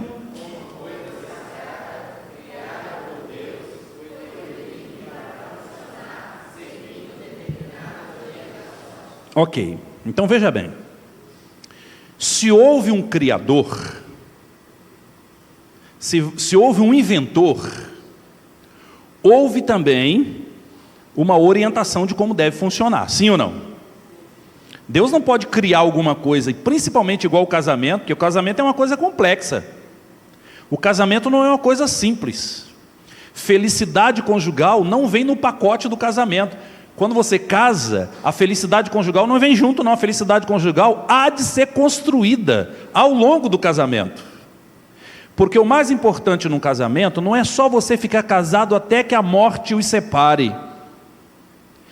O importante no casamento é que vocês fiquem casados até que a morte os separe, mas que esse tempo seja um tempo de prazer e de felicidade. De tal maneira que vocês vão amando tanto um ao outro, vão querendo tanto um ao outro, vão se tornando tão dependentes um do outro, que quando um morre, o outro não aguenta e morre logo na sequência. Eu acho lindo quando um morre e o outro morre logo depois. Morreu por quê? Morreu porque não aguentou ficar sozinho. Essa segunda morte, embora a morte seja uma coisa trágica, mas a segunda morte é bonita, sabe por quê? Porque revela que aquela pessoa que ficou não consegue ver a vida com a ausência do outro. Isso significa dizer que o casamento realmente misturou os dois e transformou-se em uma só carne. Eu amo muito a minha mulher, já falei isso para vocês. E eu não saberia viver sem ela nesse mundo. E ela sabe disso. E às vezes ela se aproveita disso e abusa, mas tudo bem. Eu já falei para Deus, eu não quero que Mônica morra e eu fique vivo. Eu quero que o Senhor me leve primeiro, porque eu não vou aguentar ficar sem ela. Mas eu quero pedir ao Senhor que logo em seguida o Senhor chame ela também. Porque eu não ficaria feliz em saber que ela ficou sofrendo. Uma vez, celebrei uma boda de ouro. Eu esqueci de falar, os meus pais, seu Dalzísio e dona Erondina, vivos, saudáveis e lúcidos, e trabalham ainda, com muita autonomia, graças a Deus. Papai está com 84, mamãe com 83. Eles completaram 62 anos de casados. Uma bênção, né? 62 anos de casado. Papai foi internado há um tempo atrás com pneumonia. E eu passava a noite no hospital com ele. Papai delirando, falava coisa com coisa. E eu achava que papai do céu estava chamando ele. E enquanto eu ficava no hospital com o papai, minhas irmãs davam atenção para a mamãe em casa. Depois papai voltou, graças a Deus, ficou curado. E aí minhas irmãs perguntaram para minha mãe qual foi o tamanho dessa saudade, né? E ela disse assim: muito triste ficar sem teu pai, parece que está faltando um pedaço da vida. E ela falou assim: eu acordava 2 horas da manhã e eu pensava, não tem ninguém para fazer o nosso mingau 2 horas da manhã. E a gente descobriu que enquanto a gente está dormindo, eles estão comendo mingau, pastor, 2 horas da manhã, os dois. E descobri também que na idade deles, isso equivale a uma transa. Entendeu? Então, eu não sei quantos aqui fazem mingau de madrugada. Mas se prepara que vai chegar o dia de você fazer mingau de madrugada. E ter o prazer do mingau de madrugada. Mas eu estava realizando uma boda de ouro. Aí entra o casalzinho, o senhorzinho senta lá na frente, igreja cheia, uma família grande, entre os filhos, entre os netos, bisnetos. Aí põe o vídeo, conta a história de se conhecer, o casamento, as fotos, porque toda fotografia que você vê de uma família, ela representa uma família, feliz ou infeliz? Feliz. Você nunca viu uma foto de família infeliz? A coisa pode estar ruim, se viu uma câmera apontada, não é verdade? Aí mostra as fotos, tudo feliz, tudo rindo, tudo bonito. O pastor se inspira para pregar um sermão sobre casamento, e eu era o pastor da família. Foi linda aquela festa. 2 meses depois, o homem morreu. E como eu era o pastor da família, eu fui fazer o sepultamento. Fizemos o culto fúnebre, aquela coisa toda. E enquanto o caixão descia no túmulo, uma das filhas que estava do meu lado soltou a seguinte frase: pastor, finalmente agora a mamãe vai ter paz na vida dela. A minha reação foi essa aí mesmo de vocês. Eu fiquei pensando, gente, uma fachada. Para todo mundo da igreja, uma família linda, um casamento bonito, longevo, duradouro, 50 anos. Mas depois eu fiquei pensando, né? Quanta dor essa mulher sentiu ao longo de 50 anos. Para uma filha, no sepultamento do pai, dizer um negócio desse, para alguém que não era da família, é porque realmente havia muita dor. Então sempre digo para os casais, não embarca nessa de que o mais importante é ficar casado até que a morte se separe, custe o que custar. Não, Deus não fez o casamento para custar o que custar. Deus fez o casamento para que fiquem casados até que a morte os separe, mas que fiquem casados e felizes. O casamento tem que ser duradouro e prazeroso. Deus não quer que seja uma coisa ou outra. O nosso curso, Sou Casado e Feliz, ele tem um adesivo que as pessoas às vezes colocam no carro, ou então usam uma blusa com a logo, né? Que é um coraçãozinho escrito Sou Casado e Feliz. E não foram poucas vezes em que pessoas usando a blusa do curso Sou Casado e Feliz foram abordados. Inclusive um amigo meu, que conserta ar-condicionado, parou o carro perto de um boteco, tinha uma turma lá bebendo, ele desceu com a camisa Sou Casado e Feliz, e um cara chamou e falou assim: meu irmão, tem alguma coisa errada aí na sua camisa. Ele falou: por quê? Eu falei: ou é uma coisa ou é outra. Ou tu é casado ou tu é feliz, não dá para ser as duas coisas. Olha que marca triste, né? Que o casamento recebe, né? Ou você é casado ou você é feliz, como se Deus tivesse feito uma coisa, uma loteria, uma aposta. Nós fizemos um curso lá em Brasília, eu e Mônica, e terminamos o curso de manhã, na hora do almoço, e eu tinha que pregar na igreja à noite, aqui no Rio. Então a gente correu para o aeroporto para pegar um voo daquela hora, que se perdesse aquele voo nós não conseguiríamos chegar a tempo. E não trocamos de roupa, nós fomos com a blusa do curso Sou Casado e Feliz.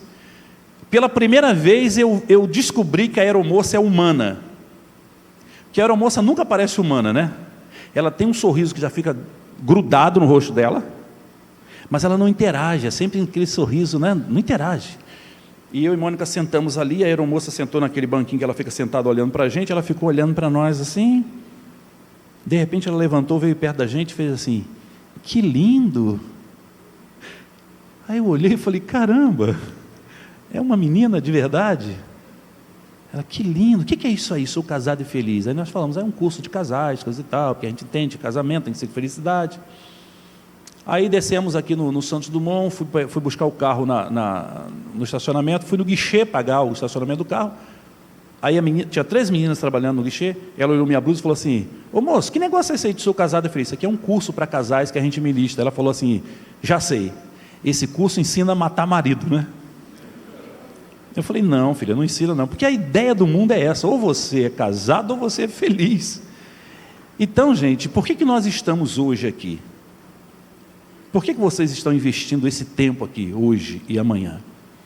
Porque a gente precisa resgatar a visão clara e evidente que a Bíblia mostra, de que casamento, sendo coisa criada por Deus, não foi criado para a gente ficar casado a qualquer peso, porque Deus continua sendo o Deus da família, Deus continua sendo o Deus do casamento, e não existe casamento ruim que Deus não possa transformar e fazer com que ele seja uma bênção, transformá-lo numa bênção.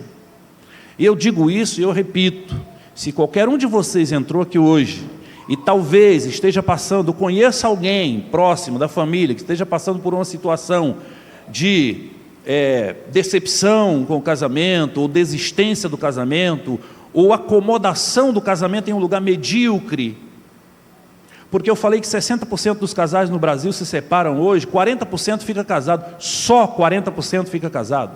Mas dos 40% que fica casado, eu afirmo para vocês por experiência, não é por lei, lugar nenhum não, que eu trabalho como terapeuta de casal há mais de 15 anos. E eu afirmo para vocês que a maioria dos 40% que ficam casados não tem um casamento que explora felicidade e cumplicidade. Muitos acomodaram o casamento em um lugar mediano. Eles acharam uma zona de conforto que é melhor não sair daqui para não ficar pior. Mas não tem o casamento com aquela ideia que Salomão fala em Eclesiastes capítulo 9, versículo 9, né? Desfrute a vida com a mulher que ama todos os dias da tua vida de vaidade. Desfrute a vida, celebre a vida, festeje a vida. Na visão de Deus o casamento é uma celebração. Na visão de Deus o casamento é uma festa.